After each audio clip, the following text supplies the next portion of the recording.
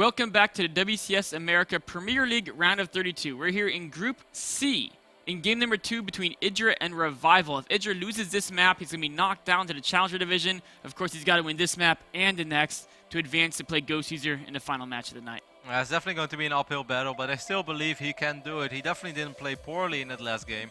It was just Revival playing a pretty damn solid ZVZ as well. They're kind of going blow for blow, but once one player is a little bit ahead, he is going to stay ahead.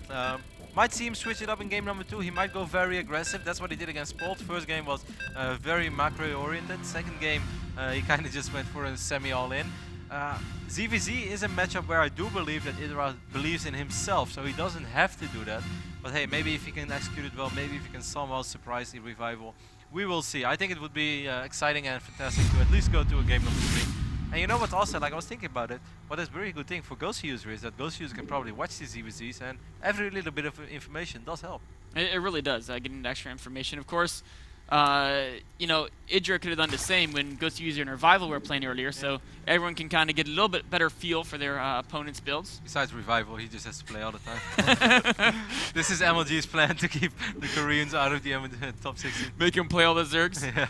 Of course, at the top left-hand side of the, or sorry, No. top left-hand side of the map, the red Zerg, e.g. Idra. Yeah, that was pretty solid, man. Really solid.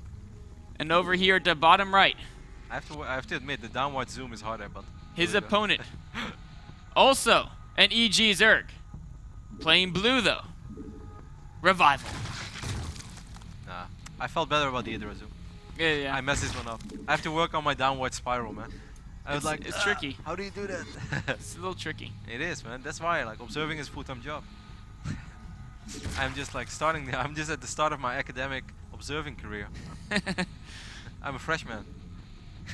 And like Adebisi is like a Harvard professor, you know? It's just like, it's not the same. Should start giving lectures. Yo, I'm sure like if Adebisi would ever like give a lecture on DreamHack, so many people would start watching. I would find that amazing. That would be actually would be pretty interesting. No one's ever done that before. I love Adebisi, man. He's so cool. He's a great guy. You guys must miss him now, since he moved to Europe. Yeah. It was always nice to have him at our events.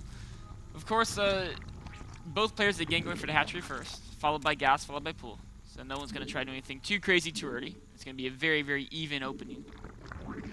Yeah, kind of the same what we saw in the previous game. Everything was so similar for quite a while.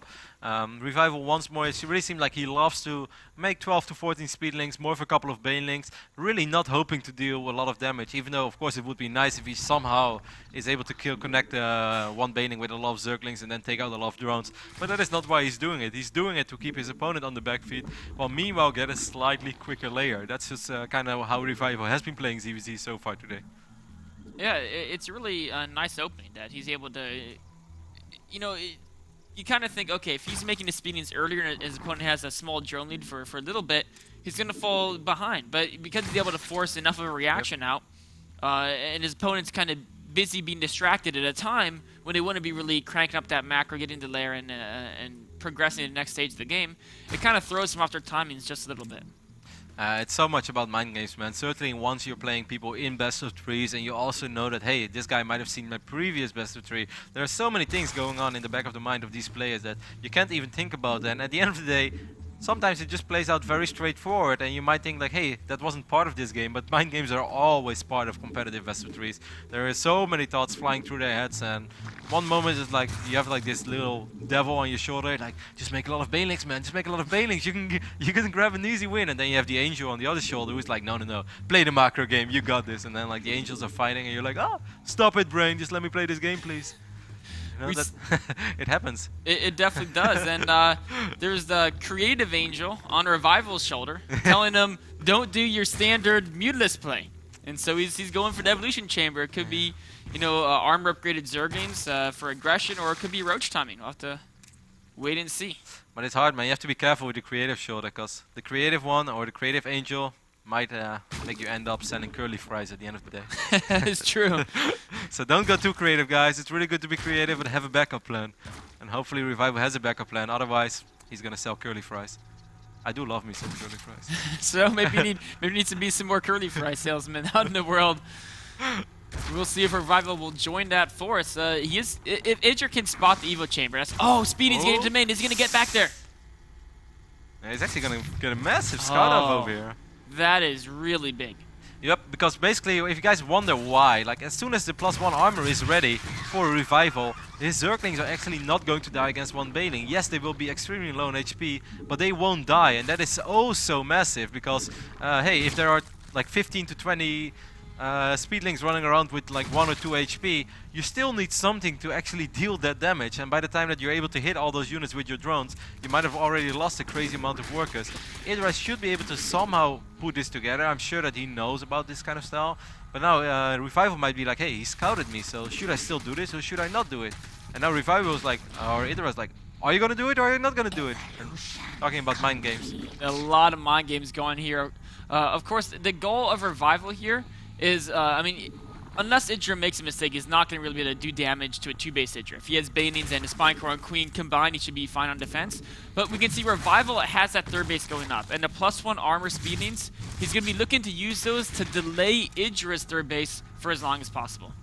Idra does see this base go down immediately, and he should know that he might have a slight economic lead, or at least had for a little while, because hey, his opponent invested in those in that +1 armor upgrade for Zerglings. So it's like, yeah, maybe if Idra would have made an insane amount of units, he would have been able to do something about it. But above all, it seems like Idra wants to keep his own hatchery alive, because hey, he knows I had a quicker layer upgrade as well, because he scouted the main base, he saw layer wasn't on the way yet. It's actually done in the natural right now, but still. Oh, we have a massive speedling run by though near the main base. A couple of links do hatch on the right moment. Sandwich those links, Idra, while we have another skirmish going on the right side. Idra defends the one in his main without significant losses. There's more speedings though, looking to cancel a 3rd base. Idra's 3rd base is exposed. But he had a couple of Banelings. What happened to the Banelings from Idra? Okay, they're trying to wiggle in right now. He still has 4 of those Banelings remaining. So it seems like he only lost 1 of them, and I think he will be able to keep this alive. Certainly, since he's morphing more and more defensive Banes.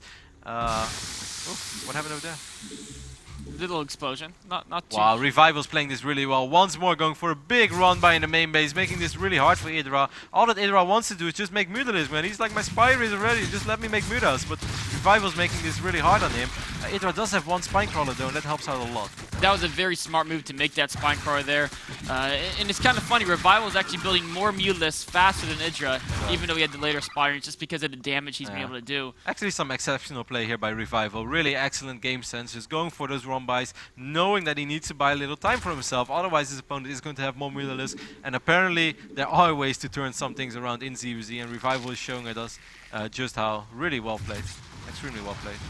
I really am interested that he's actually getting the attack upgrade on those speedings as well. So throughout the game, his speeding counters at the 3rd base and natural. It's gonna be sick. Yeah, it's so powerful because 1-1 speedings are insanely strong against 0-0 speeding. So if Idra had speedings to defend, they're going to be massacred. It's a world of difference. It might sound like a minor thing. Idra has to be so careful with these Mutalisks, by the way. But 1-1 speedlings against 0-0 is just, it's not even the same ballgame. The 1-1 links kind of feel like ultras, man. They do. They're doing 6 damage a shot versus the 0-0 will be doing 4 damage a shot, and that's a 50% basically damage increase. It's the 2-to-1, man. Everyone loves 2-to-1. More Mutas coming in here. Revival, of course, right now he's trying to build up his economy. He wants to get that 3rd base going, and then once he has some extra mineral income, he's going to really start using those speeding upgrades to his advantage. So the food's even, but it's not really an even game because every speeding of Revival is worth significantly more than each of Idra's speedings. Yeah, he has a slight drone advantage as well, and it's super minor, guys, but it's there once more, and he could eventually play a pretty big role in this game.